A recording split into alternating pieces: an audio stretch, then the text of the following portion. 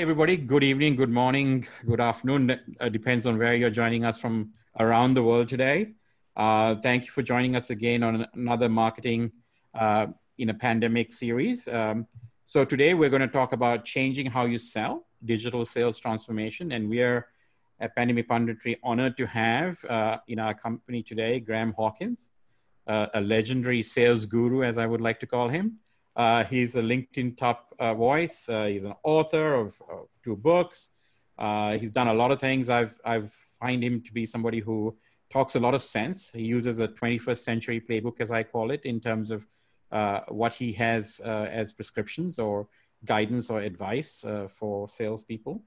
And I'm really happy that he's here because I think we will have a lot to talk about today in a time when everybody on the sales side is feeling a lot of challenges because of the pandemic. And so Graham, welcome to Pandemic Punditry. And if you could sort of give everybody who may not be as familiar with you as some of us are, a little bit about your background and what you do. Yeah, look, thank you, Lavindra. That's a wonderful introduction. Sales guru, not sure, but certainly long-term salesperson, that's for sure. And I love what you said about the 21st century sales playbook. Although I tend to look at it now as a 21st century buying journey rather than a sales playbook, but we'll get to that, right? I agree. Look, so really briefly for your listeners, Lavindra and Karthika as well, my story is a simple one, really. I started in sales as a 19-year-old here in Australia, and back in 1989, so I'm showing my age now, 30 years ago, and really, I was introduced to sales as it was back then as a numbers game. It was back in that era where sales was all about how many calls you made, how many cold calls you made. So make 100 calls, get 30 interested parties. From the 30 interested parties, you'll get 10 meetings. From the 10 meetings, you'll close 3. So I spent the better part of 20 years executing this old brute force sales model where you would interrupt a buyer, or first of all identify a buyer, interrupt the buyer, and then push that buyer through my sales process, whether they liked it or not, really. So that's where I've come from. But in 2012, well, actually in 2010, I started to notice that things were changing a lot. The success that I was having in that old way of selling was getting harder and harder to engage educated buyers, right? So I made the decision in 2012 to go back and do an MBA. So I went to RMIT here in Melbourne and I spent 12 months studying. And where things really changed for me completely was that I went out and interviewed buyers during a research project. I spent 12 months going and speaking with senior enterprise procurement people and vendor management people.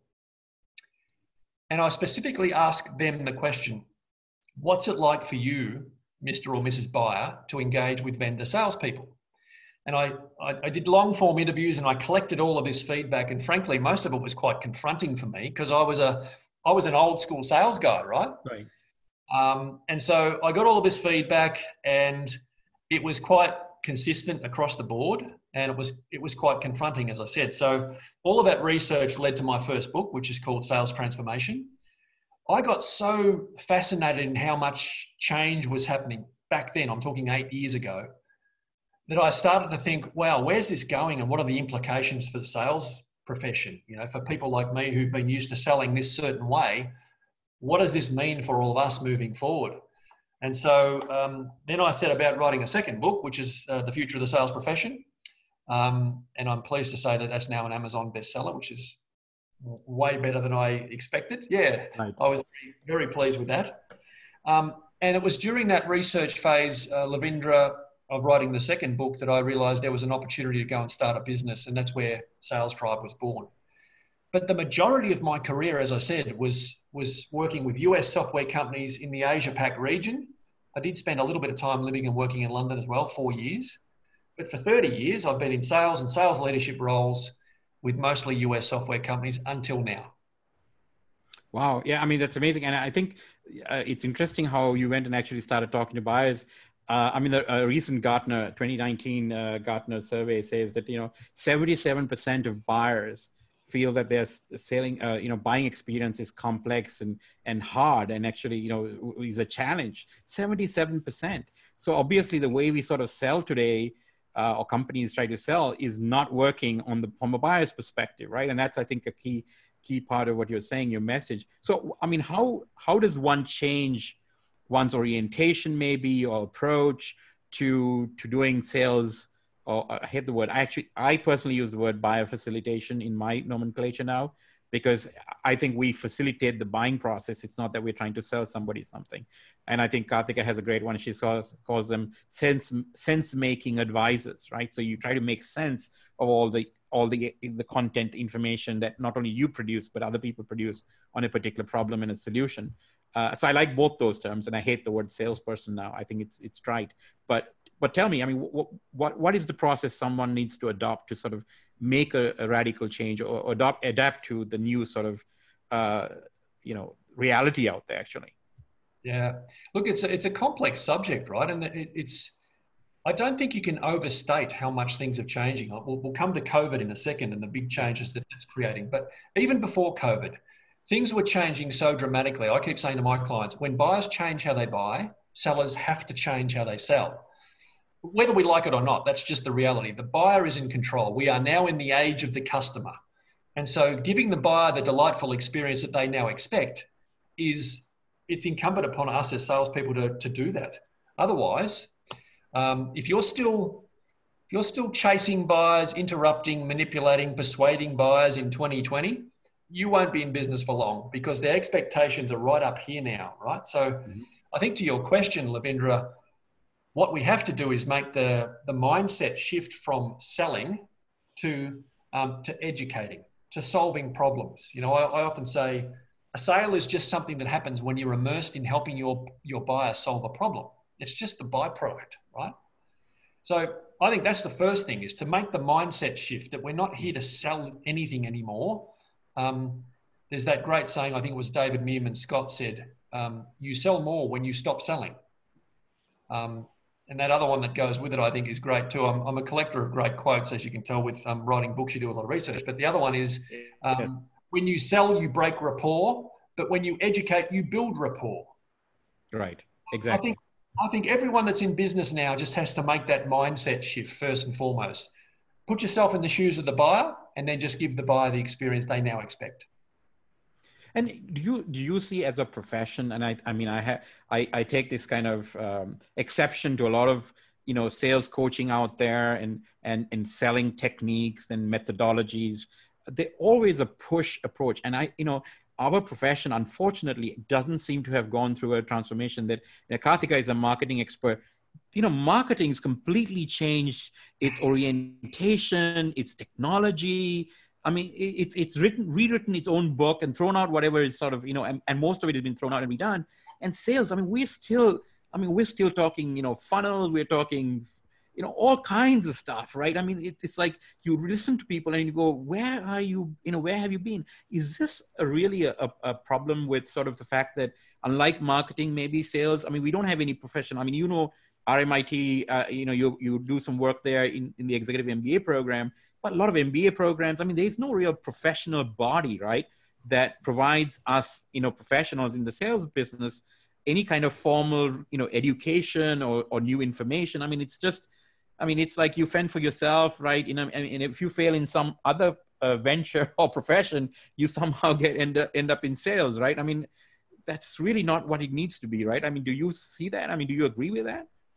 Look, I agree 100%. You're spot on. And there's that old thing about we're all accidental salespeople. No one sets out to have a career in sales, right? So, but Lavindra, my mother's a history teacher, and she often used to say to me growing up that you can't know who you are today until you understand where you've come from. So in the book, the first whole section of the book, I go right back over the history of sales, to your point. And right back to 1884, when a guy named John H. Patterson first bought what was back then National Cash Register, a little company in Dayton, Ohio. Mm-hmm.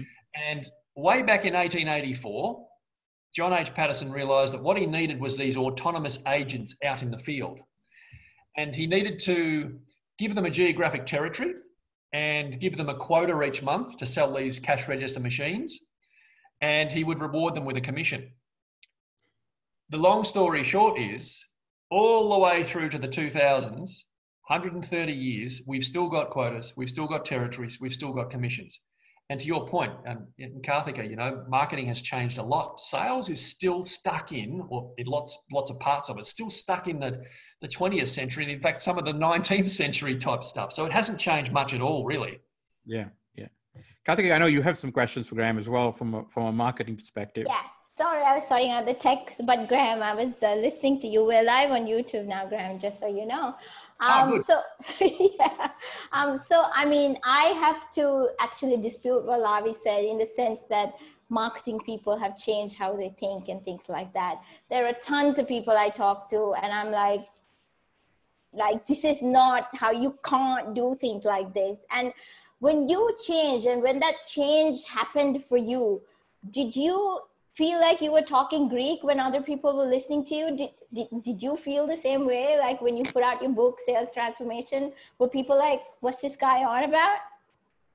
Absolutely. Absolutely. In fact, at the same time that I launched the second book, sort of, you know, talking about this forward-looking view of where sales was going, I was also posting a lot on LinkedIn, and the amount of people who, some of them got quite grumpy with me, actually. They were quite argumentative about my approach because, hey, sales has always been done this way. That's how it is. It's not going to change. You've got to make calls, and you've got to push the buyer and close the deal. You know, hunters and closers and all that stuff.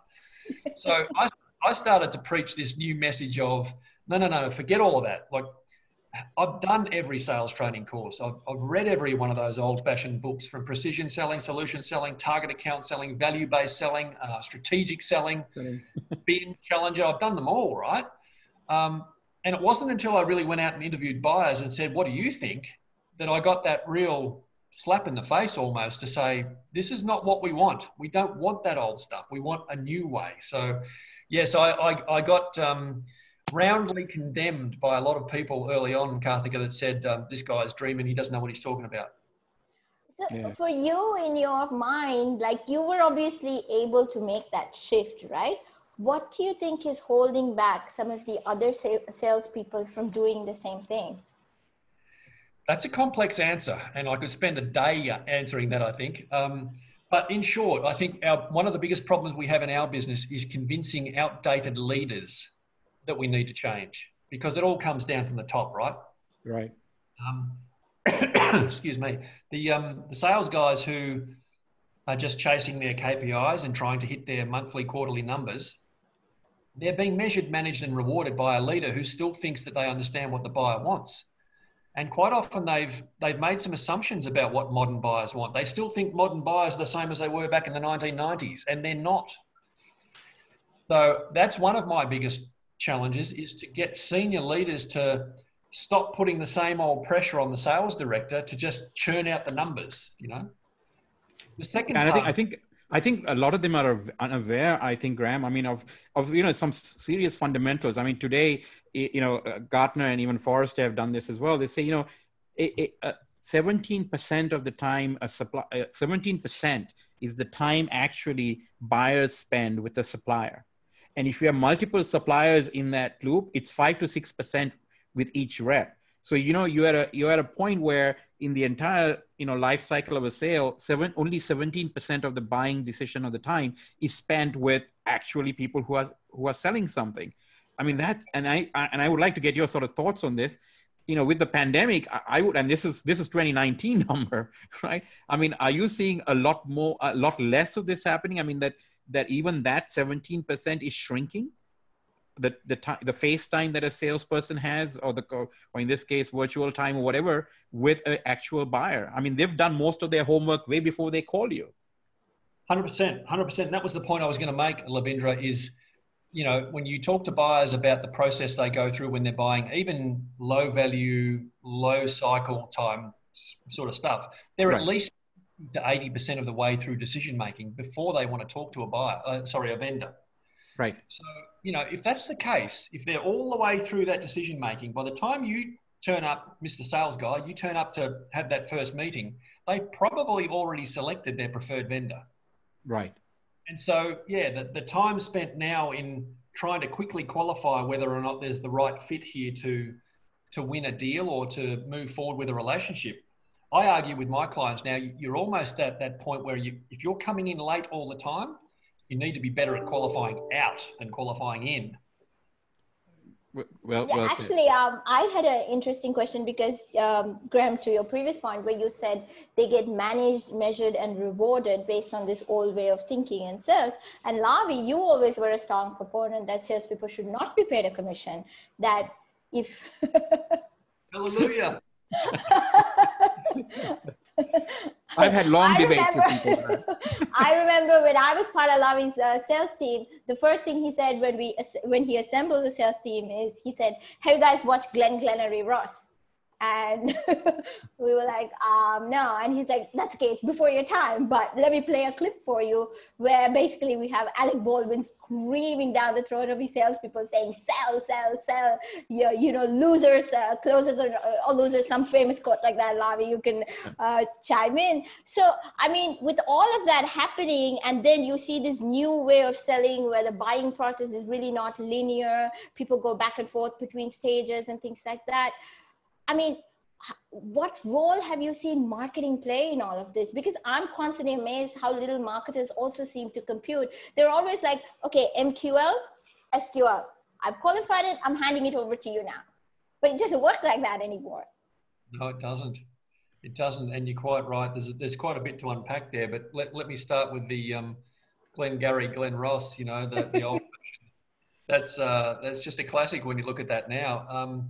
And Lavi, to your point about no commission thing, one of my most viral articles that I've written was where I said, you know, no commission, no quota, the model for the future was the headline.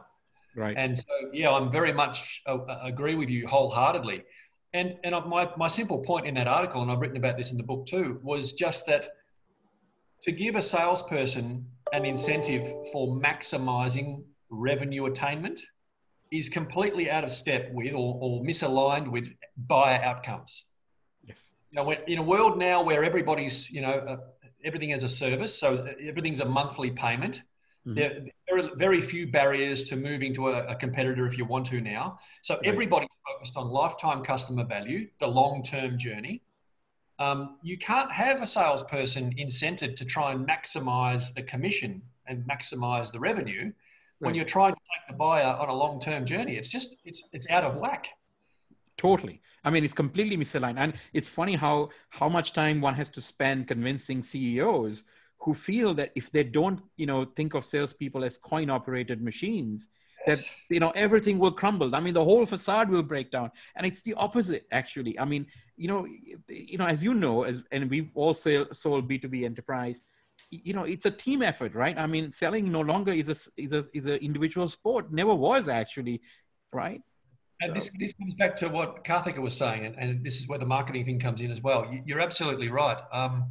The idea of having one salesperson rewarded for the whole thing as a coin-operated robot, as you say, it's just an old-fashioned way of thinking, because, you know, we don't pay our guys any commission and they're delighted with it and they work just as hard.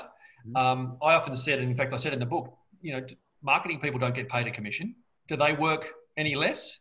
Customer support people don't get paid a commission. Do they work any less? So this idea that we're all motivated by money is nonsense.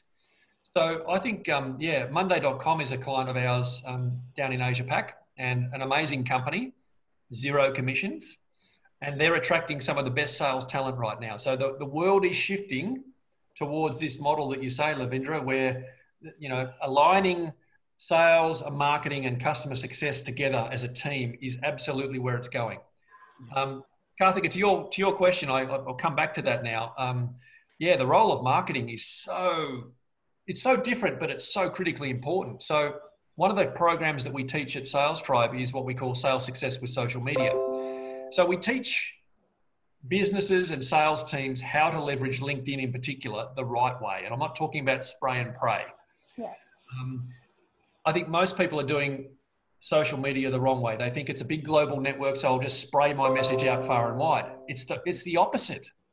It's look, let's narrow down on our ideal customer profile. Let's understand who the buyer personas are, and then let's get a message to those people that's buying stage appropriate. Let's make sure that message arrives at the right time, on the right platform, on the right device, all of that omni-channel stuff that everybody's talking about. And, you know, Karthika, the marketing role in all of that is absolutely crucial now, because content is, I laughingly say, it's not just king, it's the whole royal family, right? Content produced by the marketing team is now central to everything that has to happen in the sales department. So there's that real connection happening now, finally. I mean, it also makes sense, right, Graham, when you think about the sort of the looping that one does, because it's no longer linear, right? It's not stage one, stage two, you know, blah, blah, blah. I mean, buyers keep going up and down, back and forth, across, you know, before they buy. So it doesn't make sense that, you know, marketing stops and then sales starts. I mean, that's only in our head. It really doesn't apply in reality. I mean, all the research out there tells people that, you know, that's not how buyers buy. And I think a part of the challenge here is trying to understand how buyers operate. And I think a lot of salespeople still operate from the premise that I'm telling you and I'm selling you, as opposed to I'm listening and I'm understanding what you want. I think that there's a mental barrier there, I think, and that's really what's, so what do you think? I mean, we're talking here about sort of changing how you sell. So if you were, for example, a salesperson who's recently got laid off, or the company's sort of, you know, gone away because of the pandemic, or you are actually a salesperson in job, but you're concerned sort of about, you know, what's to come in your future career. You know, what is the advice you would give such a person to say, hey, how do you now get on with this new program? How can you make a difference in your company's future? You know, what are the, you know, 2-3 things, I mean, whatever number that you think they should do right off the bat to sort of get off of this sort of playbook that they've been on? I mean, this transition, both you and I did at some point early in our career. Right? Yeah. Well, listen, the first thing I'll say, and this is a shameless plug, but the first thing you got to do is join Sales Tribe, right? Yeah. Okay. Right. No, it's fine. I highly recommend that, because I've seen a lot of the content that coming out of there, and it's spot on in my opinion. And read the 2 books. That's another good thing. Well said, Karthika. Thank you. No, on a serious note, though, we saw this opportunity to build a business that's all about community, right? And right now, other than LinkedIn, there's nowhere where salespeople can go into a closed community and get the sort of education and upskilling that they now need. All right. Everybody, you said it before, Lavindra, everybody's now grappling with all of this change and what to do next. And so they're all kind of out there in various stages of, you know, job hopping from one job to the next, or they're redundant, and they're all trying to work out, how do I reinvent myself? How do I repurpose myself?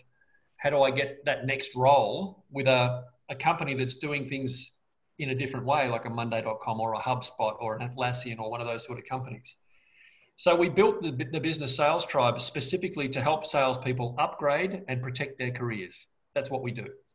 And we're building a platform right now that will be released in a couple of weeks' time, 3 or 4 weeks' time, that will enable salespeople to come onto the platform, read all of the latest best practices around sales, go through courses that can teach them how to do these things. So there'll be, you know, this ability to leverage each other within the community as well. The network effects, if you like. Mm-hmm. That's the first thing. The second thing, we have to try and, as a sales individual, we have to try and understand our buyers properly. Like we pay scant regard to what the buyers really want in reality. We're all focused on the KPIs that they give us, to your point, Karthika, you know, measured, managed and rewarded a certain way. That's what I have to do to keep my job. Okay, just churn through the numbers. We have to stop if we can. And I know it's not easy for salespeople to do that, because you've got a boss you've got to report to who's saying, do this. But if you can stop and understand your buyer properly and do what I call some buyer journey mapping, a term you're familiar with, I'm sure, and most of your listeners will be too. One of the workshops that we run at Sales Tribe is exactly that. We say to people, like, right, let's stop and map your buyer journey. Let's work out what questions your buyer is asking at each and every stage, not about you, mm-hmm. but about problems that they have. How do they go about solving problems? Let's map all of that out. And then let's work out, okay, what's the important message that we need to get across at each stage of the buyer journey? Because the message at the beginning of the buyer journey is different, obviously, to the one at the end. So let's lay that all out too. Let's put it all in a spreadsheet, if you like, or on a slide. Then let's look at, all right, well, what content formats, and this is where marketing comes in, Karthika, what content formats create the right message at the right stage, and how do we serve that up to the buyer at the right right point. Then you can start to think about, all right, what use cases and testimonials and stories have we also got that can bolster the argument at each stage of the buyer journey? So now what I'm subtly doing is I'm flipping the whole thing on its head. I'm saying, let's create the sales playbook to match the buyer journey. Now I've got a sales process, theoretically, that enables me to create a wow at each and every touch point of the buyer journey. So that when our buyers are dealing with Sales Tribe, they go, oh, wow, that was easy to do. Or that was great what they sent me. Or that was the right message at the right time. So that's the most important thing, I think, right now, Lavindra, is the flipping of the sales playbook. Map the buyer journey first and then build your sales playbook according to the buyer journey. Now, that's a big shift for most sales departments or sales leaders. Now, and I like what you said. We were talking off air about your background, Lavindra, having come from the engineering side, the pre-sales side. Buyers said to me non-stop throughout the research phase of my book that they need to know with the salesperson they're dealing with a specialist, someone that can educate them, right? Now, your background and a lot of the pre-sales guys and the technical guys have got that speciality, that deep domain knowledge. That's what buyers want. So yeah. It's first of all, go back through the three. It's join Sales Tribe. It's do the buyer journey mapping and create a sales playbook. And then it's become a specialist in your field. You have to be seen as a specialist. Totally agree.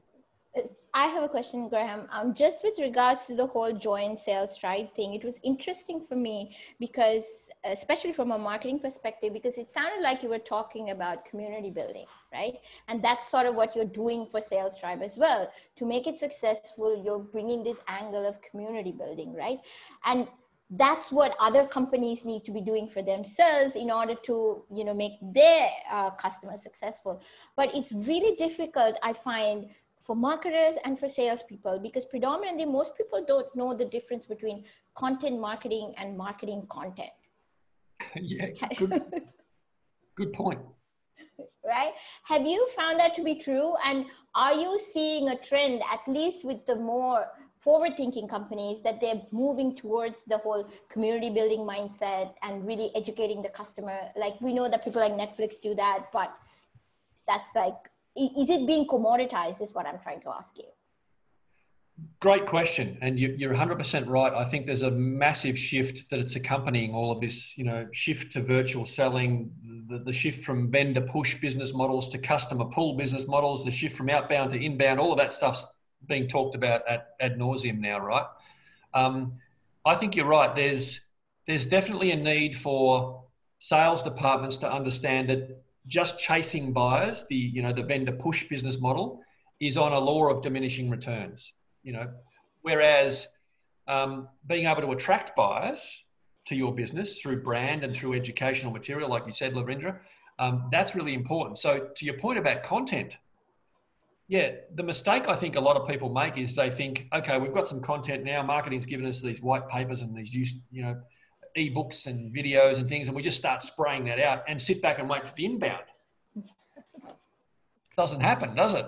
No. It doesn't. The number of times Lavi and I banged our head against the wall and said, that's not going to work.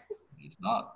It doesn't work. The way that we built our business in the 3.5 years that we've been operating is through, to make the distinction, content marketing, but a very focused content marketing to a very focused audience on platforms like LinkedIn, where we're pushing out our content regularly, bringing those ideal customer profiles into our first degree connections so that they see our content.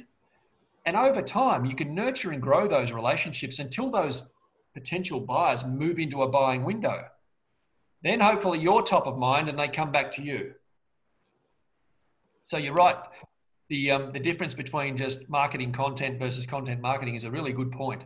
And we think that we've become quite adept at narrowing the focus of our content, being very specific about who we're trying to get, what message we're trying to get out and who to.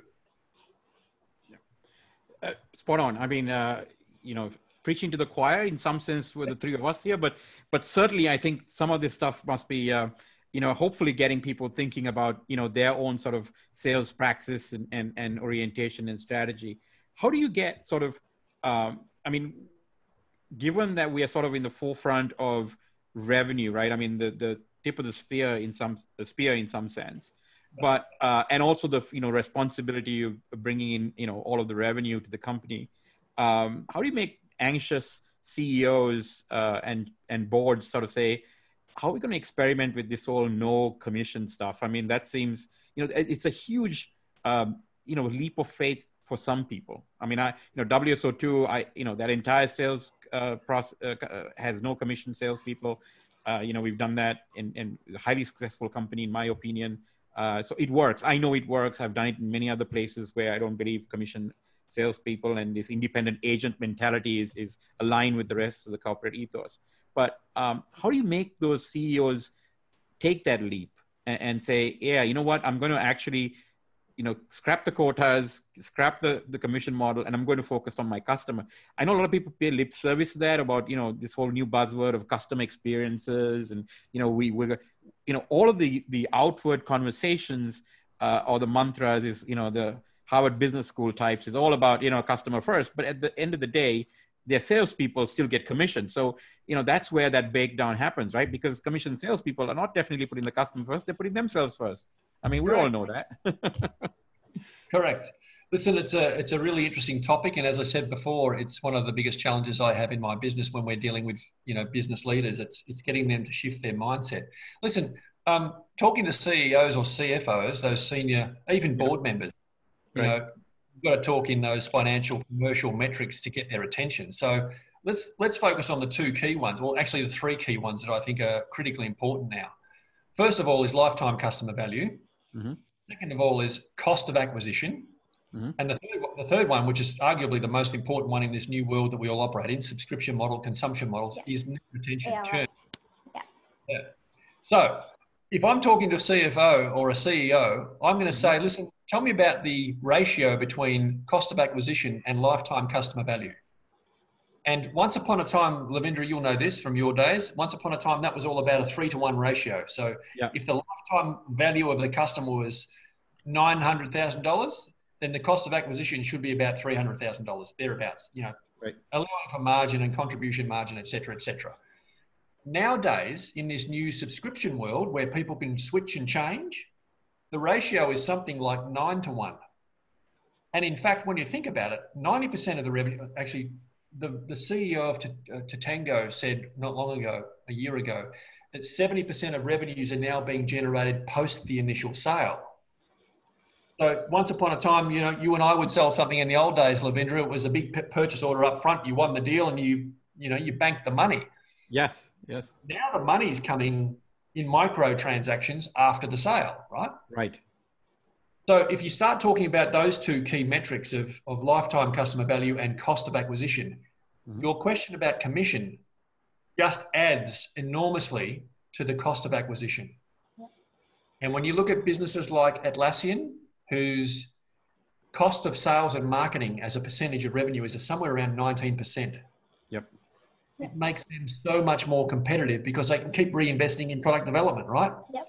So you've got to focus on some of those financial metrics, I think, to get these senior people to understand why they have to change. That's great. That was spot on. I'm glad you sort of mentioned those three metrics so clearly, and I'm hoping the CFOs and CEOs on this call or will watch us in the future understand that. I think that's a very well made financial argument for why you shouldn't be doing that. Great, thank you. Yeah, no worries. And also to Lavi's point, and also to your point, Graham, is we spoke about contributing the royal family, etc. And then Lavi mentioned about, the Harvard Business Type saying customers always right. But if you're like a buyer facilitator or an advisor and you're educating the customer, is the customer always right? Or are you trying to help them just be successful? Should we get out of that mentality that the customer is always right and they say, yep, here's your product, take it and go? Yeah, customers don't want to be pandered to, right? They want to be advised and educated. So if they're wrong, educate them in a respectful, polite way and explain to them, no, listen, I understand why you're doing it that way, Mr. or Mrs. Customer, but have you thought about maybe looking at this? You can, if you do it the right way, you can certainly change their opinions. I mean, that was kind of what Challenger Sale was all about. So yeah, I think buyers don't necessarily respect the salesperson for just saying, yes, sir, no, sir, 3 bags full, sir, right? Yeah. So, yeah, I think there's a mindset shift there that has to happen. But Lavi, just to go back to that point, there are also the key metrics, the 3 key metrics. Mm-hmm. The other one that's really important when you think about it is churn, net retention, right? Mm-hmm. I heard a great saying recently that I absolutely agree with, and that is that churn happens at the point of sale. And the guy that made the point, Dan Steinman from Gainsight, said this in his great book. He said, most sales departments create an incentive for their sales teams to push poor fit customers into the funnel. Yeah. It's just get the fun, 3 to 5 times quota in your pipeline. How many calls have you made? Fill the top of the funnel with as much stuff as you can, right? And what we're invariably doing, or inevitably we're doing, is we're getting poor fit customers into the platform, and all of a sudden, 6 months later, they churn. Yep. So we have to remove the incentives that drive the wrong behaviors. Right. Exactly. And I think sorry, Larry, we've got an interesting question coming in from Norbert from France. He says, great webinar. Thanks for joining us today, Norbert. Due to the pandemic and digital transformation, it implies there's a great opportunity to quit these 20th century bad selling habits, don't you think? My old friend Norbert. Good to see Norbert on the line. Thanks for the question, Norbert. Well done. Digital transformation, it implies there's a great opportunity to quit these 20th century bad selling habits. What do you think? Yeah, absolutely. 100%. If we can, look, listen, all of this change sounds daunting, and it all sounds, in some cases cataclysmic, right? It's all a big catastrophe, but actually it represents opportunity. Change always represents opportunity. And I think for Norbert's question, I think for those of us that can adapt quickly to some of these new ways of doing things, the opportunity is immense. I think we have one more question as well there. Yeah, we do. Actually, it's from somebody anonymous, but could you provide an example on how to map buyer's journey to the sales playbook? Yeah, good question. There's 2 or 3 day workshops that we run with our clients to do exactly that. It's not rocket science necessarily. It's fairly simple stuff when you've got a framework. We've built a template on how to do that in a really sequential, simple way. And at the end of that workshop, you come out with this document that says, okay, well, this is what buyers expect at each stage of the buyer journey. Right now, what have we got to do? Okay, well, we have to build our sales playbook to match that. Yes, there's a number of different ways of doing that. And if you just jump on Google and look at, type in buyer journey mapping, you'll see all sorts of different templates and things that you might be able to use. But short of that, contact Sales Tribe and we'll help you. Good. So Graham, shifting gears a little bit, how have you structured Sales Tribe? I mean, so it's obviously a training sort of community for salespeople, and is there a sort of a whole curriculum of things that one goes through to sort of get upgraded? How does it work? I mean, just an idea of what to expect. I mean, are these month-long courses? Are they weekly classes? Whatever. I'm just so that people understand. Save the trouble of going to the website, maybe. Yes, thank you. And a free infomercial, if you like. Great question. So we're in the process of building a lot of that out right now. We're a somewhat complex business, and it's not easy to explain, Lavi, to people, but we help businesses on one side, right? So Monday.com, Lloyds Bank, Vodafone, Nespresso, lots of different types of businesses that we work with, and we help them with sales enablement, or more accurately, digital sales enablement. All right. Mm-hmm. Get ready for the new world that's coming. Put in place the right tools and platforms that you need to use to sell effectively in the modern era. So we help businesses on that side, mm-hmm. but the individuals, the salespeople, can come and join the tribe, and they can soon be part of a platform that enables them to get access to all of the latest thinking around content and the courses. And we're going to take all of the individuals on this journey of screened, approved, trained, and certified. And over time, everyone will have the opportunity to go through these programs as we release them. And we're going to release, latest best practices as it becomes available. And so ideally what we're doing here is getting to know these individuals and then be able to recommend career pathways, career transition for them to help them get into the right roles in the right job, in the right companies, if you like. Yeah. Okay. And you did mention a thing that I haven't addressed with you yet, is this technology component of sales, right? So a lot of people in the sales side simply think, oh, I have Salesforce, I have a CRM. That's just not adequate enough today, right? I mean, there are a lot of technology tools that salespeople should be using. There's a lot of AI that are used for forecasting. I mean, there's a plethora of sales enablement tools. I know that you've recommended a few as well. These are technologies that one should grasp and put in place. I mean, at minimum, isn't it? Absolutely, absolutely. And listen, this shift to virtual selling has just been accelerated by coronavirus, right? Everyone's sitting at home. Everyone's trying to work out which tools do I use, which platforms do I use. Speaking of tools, I know we're using Zoom here, but can I share a screen with you and share a quick image? Sure, yeah, sure. Of course. Yep. You gotta make Graham a host, right? Do we have to make him a host? Okay. I'll show you our tools selection, Labi, since you've asked the question. I just happen to have one ready. So, just a very simple depiction of some of the tools that we use at Sales Tribe, and I'll share that with you so you can see it in a full screen. There's around about 5,000 thereabouts independent software vendors now in the sales stack space, as there is in the MarTech space, Karthika. So many tools and so many platforms.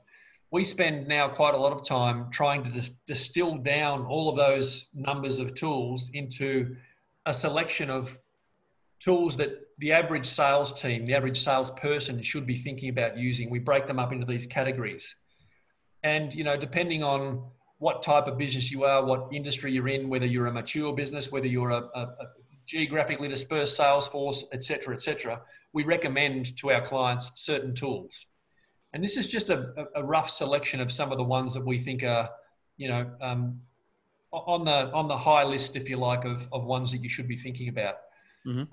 We love Monday.com. We unashamedly say that we partner with those guys. We think that's a great tool across lots of different applications. We're big fans of Microsoft, obviously, and the whole Power BI dynamics and where that's going now combined with LinkedIn itself, since they own LinkedIn. Yep. We recommend HubSpot as a wonderful platform for all sorts of things, not just CRM and marketing automation, but a whole range of things that they're looking at bringing forward. Seismic software is a great one as well in terms of sales enablement. Yep. So there's lots of tools. The trouble is, how do you make sense of which one's right for you? Right. And obviously, the days of just using a CRM is over, right? I mean, you have to adopt at the right level. I mean, if you're a small organization, there's limits to what you can put in place from a cost perspective or a budget perspective. But you should be constantly looking for more tooling to improve your outcomes, rather than saying, oh, I have this and I'm going to rely on a lot of sort of talk and speak stuff, right?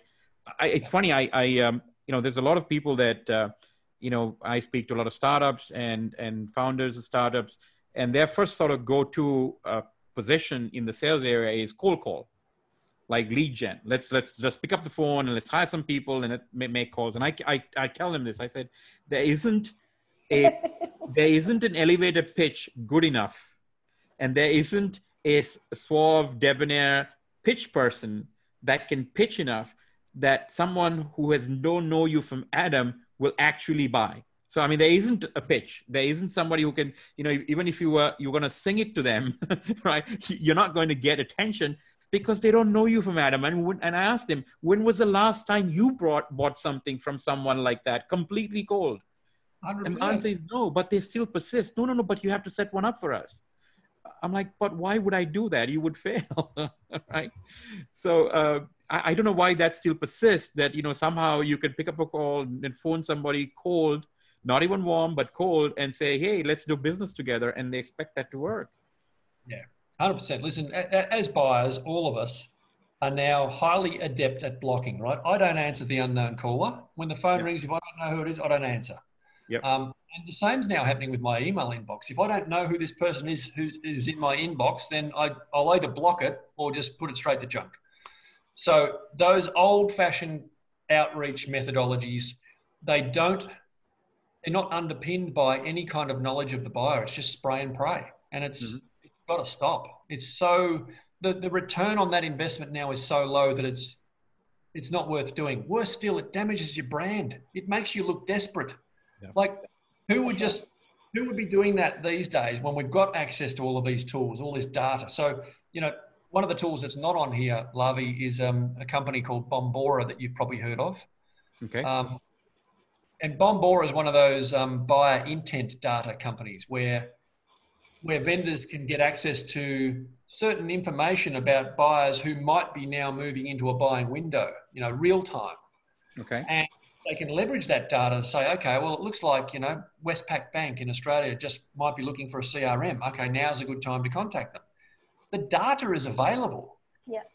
We don't need to just pick up the phone and start calling cold. We can leverage LinkedIn and create and nurture a relationship on LinkedIn over time without just sort of, you know, bombarding people with a blanket message.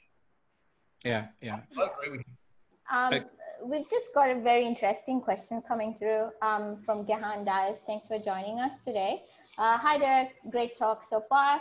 Can we hear a little bit more about marketing in the new world, i.e. how to effectively reach target buyers and generate leads in the new world? And you were sort of going in that direction, Graham, so I thought I'd interject with the question. Yeah, it's a great question, Gehan. Yeah, and look, it's top of mind on every business's sort of agenda right now is how do we get more leads, particularly now with COVID and what's happening. So, yeah, I always go back to that thing about visibility creates opportunity, right? So first and foremost, let's make sure we're visible. And to your point before, Karthika, about content marketing versus marketing content, you've got to have the right strategy in mind. You've got to be very clear about who your buyer is and what message you're trying to get out there. But then you've got to do the work to get out there in the marketplace and create the visibility. Once you've created some visibility and you've got attention, which is the hardest thing in all the noise that's going on, then you might be a chance to actually get a seat at the table, or as I put it, open a narrative that you can then carry forward, right? That's the big challenge. So it's a great question by Gehan around how do we do that? So we focused a lot of time and energy at Sales Tribe on this program that I mentioned before, Sales Success with Social Media, that teaches salespeople how to create the right profile that's credible, that's trustworthy, how to then build a network of ideal customer profiles that you can nurture over time, how to use content to get their attention and educate them and be seen as a resource that might be able to help them, and then open with a narrative that you can carry forward and nurture that relationship over time. The key thing here is patience. Surprise, surprise. Take your time. Be patient. You don't have to, you know, grab a lead quickly and, oh, quick, it's a lead, it's an SQL, go, you know, hand it off to the BDM and he tries to rapidly close it because that's what his boss told him. Yeah, I mean, so there's sort of two themes I'm seeing in sort of a thread weaving through our conversation today. I just want to get your feedback on that. One is this whole concept of, you know, the amount, I mean, obviously the customer is doing a huge amount of research, both online and offline and with peers and others on sort of what they need to buy or what the solution should be. So the huge quantum of research that they do.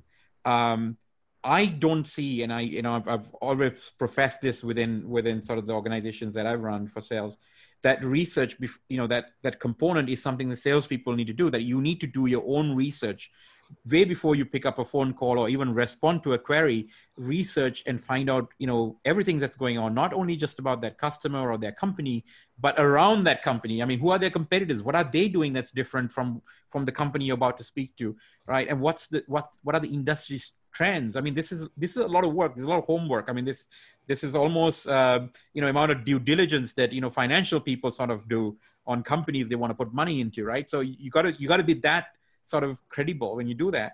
That's one sort of theme. I think a lot of salespeople just don't want to spend the time. They expect marketing to do that. That's one. The other theme that I'm sort of hearing is this concept that is more inbound now, right, Graham? Or am I wrong? Rather than we pushing stuff out. I mean, so lead gen is not about, you know, us sort of, you know, broadcasting or spraying and praying, but more of sort of creating enough valuable content and have buyers come to you. I mean, that's essentially how buyers are operating anyways. They are doing the research and then they're calling you after they've done some vetting, right? So you really need to sort of wait for the phone to ring as opposed to sort of going out there and doing field sales and things like that. That seemed to be sort of dying out. Are those trends, am I current with those? I mean, do you agree or disagree, or do you want to maybe modify any of those? Agree 100%. I think you're absolutely right. And listen, what we're talking about here is giving the buyer a delightful experience. What's the first objective of the sales department? Most people will say, oh, it's generate revenue, right? Generate profit. But if you think about it in today's terms, the objective of the sales department, in my humble opinion, is to create raving fans. Right? Raving fans repeat purchase. They tell other people, they'll act as a reference, they'll give you a testimonial, they'll create a little video showcasing what you've done for them. That's the objective. So if you start from that position of, okay, what we're trying to do is create the most delightful experience possible so we have raving fans. So let's step back from that or work backwards from there. What do we have to do to create that kind of experience? Well, it's not interrupt them. It's not push a message down. It's not pitch at them. It's not try to manipulate them. It's give them educational material, create value before you try to extract value. It's give them content at the right stage that might be interesting to them. And then hopefully bring them to you when they're ready. That's a delightful experience. It's not a delightful experience if I get a call every Friday afternoon because the guy's got a deal to close. Hey, can we get that deal brought in? What are we going to do to close the deal? And marketing, Karthika, is critically important in all of this now. It's like sales, pre-sales, customer success, marketing, product management, all together to give the buyer what the buyer wants.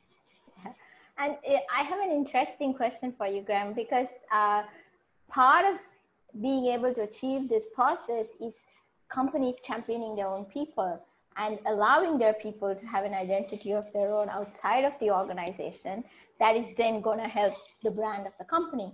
But most companies don't like that because they're scared that their top people will be poached or will go somewhere else or will get too big for their boots to be able to manage. So what do you say when that sort of thing happens? Like, what is the message you give to CEOs or, the C-suite who are holding their people back, essentially? Yeah, we often come across companies that that are worried sometimes about their own people pushing out content on LinkedIn and places like that if they go off message. And we're often given, great big thick documents called the social media policy. Yeah. Salespeople are told you can't say this and you can't say that and don't say this. In my 5 years of doing this, training people around, leveraging LinkedIn, etc., I've not seen a single salesperson who's been that silly that they want to jeopardize their career and say something about Donald Trump or something about religion. They're not that silly. Right. So I think, give them a bit of credit, give them a little bit of credibility and let them help. The other thing in amongst that question, Karthika, is the halo effect that they call it created.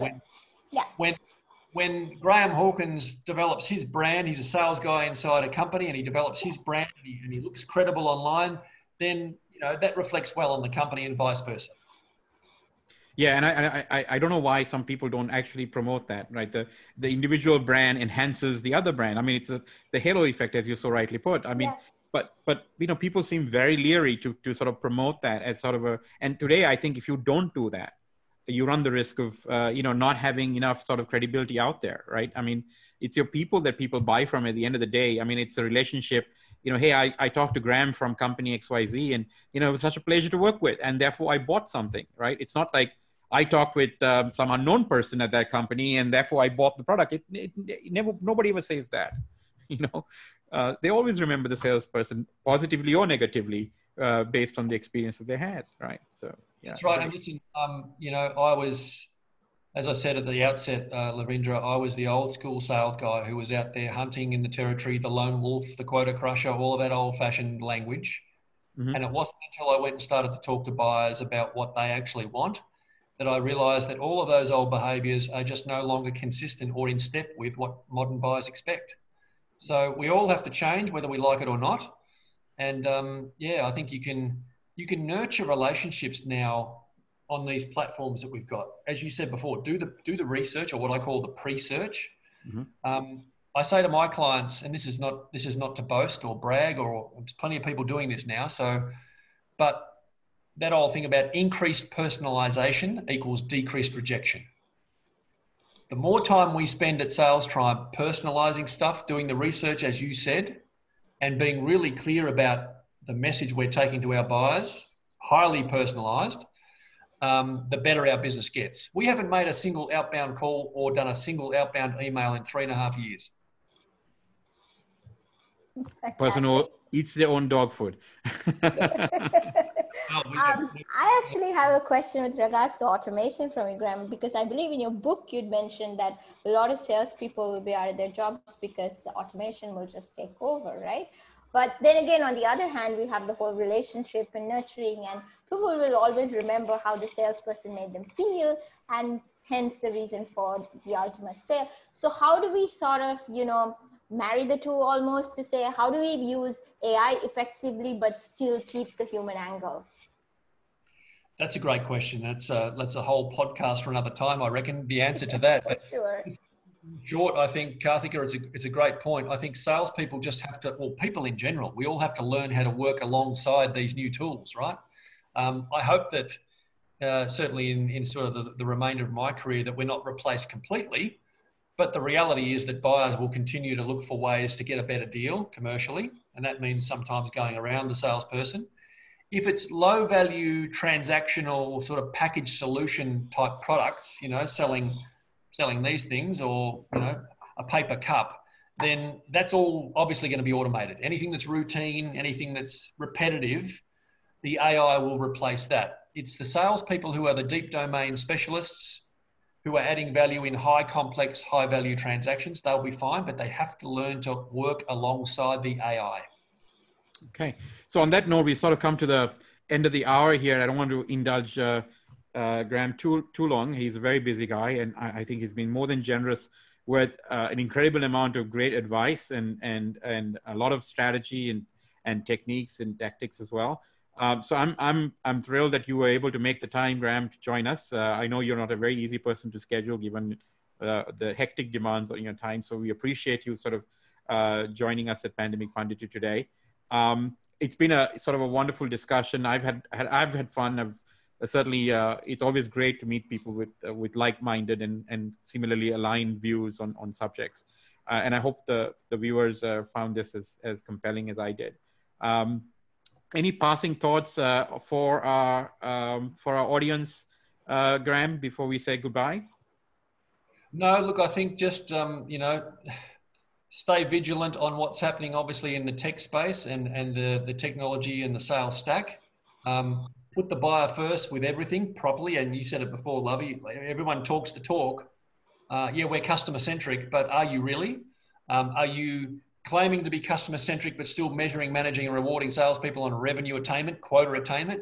So, there's some real change that needs to be driven in a lot of businesses. But yeah, it was an absolute pleasure chatting with two very like-minded people about a subject. And Karthika, the marketing sales coming together now is just so critically important. And it is.